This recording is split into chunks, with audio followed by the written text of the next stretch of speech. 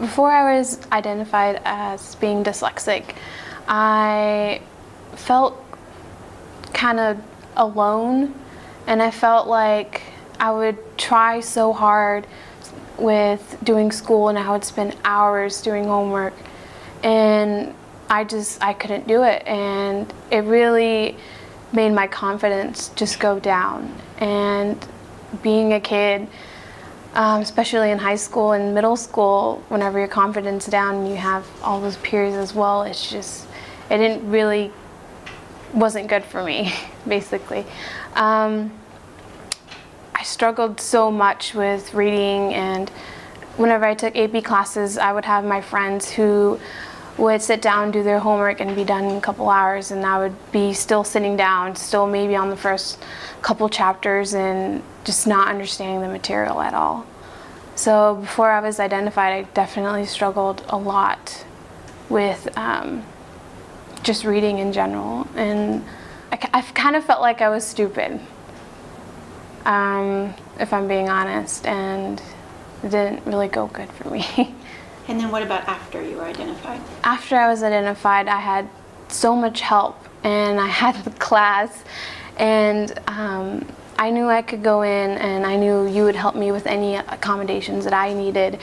And some of the teachers would give me slides ahead of time so I wouldn't feel behind going into class, or I had more confidence about the material.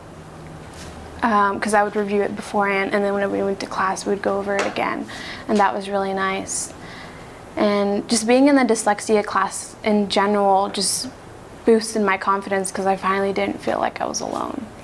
The accommodations really did help me with being independent, because I didn't feel alone anymore. And I knew that I wasn't stupid, and I knew that I could do it. I would set these goals that weren't realistic to mine, and it would really overwhelm me. And being dyslexic, I couldn't meet those goals, and it would just boost down my confidence. And now I can set realistic goals, and I know what I can do, and I know how to manage some stuff that might take me a little bit longer to do, but then I will be able to do it. I'm in my third year of college. I go to Texas Women's University, and it's going pretty good. And having that dyslexia class in high school really has helped me to really understand what I have, and to understand the materials that I can take. I only am taking 12 credit hours. I'm not overwhelming myself, and what are you going to become? It's going really good. I'm going to become a registered nurse.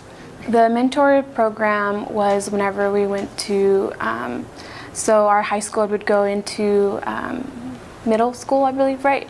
In elementary school, and we would just go out, and then we would hang out with the kids, and we would do a little activity with them as well. And that really, I feel like, was really beneficial to the children, because they knew that they could do it, and they can even with their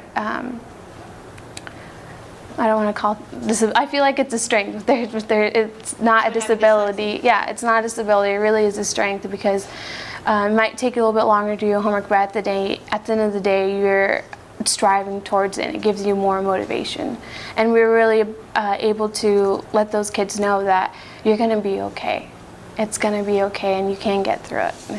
If I could speak to a student who's been identified as dyslexic in high school, I would say that I know that you went through a lot of struggles before you're diagnosed, and you might think, what is dyslexia? You might want to research it. I know I wanted to research it.